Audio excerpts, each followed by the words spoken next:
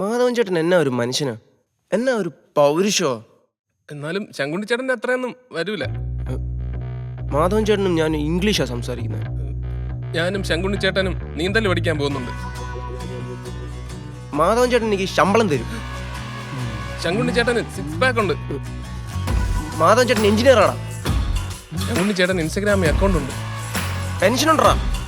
ഫൈൻ്റെ അടിക്കും ഒറ്റ നിപ്പിന്. മാധവൻ ചേട്ടൻ ലൈനുണ്ടറാ. മാധവൻ ചേട്ടൻ മാസാടാ. മാസോ? ഏത് മാസം? കന്നി മാസമായിരിക്കും. ശങ്കുണ്ണിച്ചേട്ടൻ ജയിച്ചേ.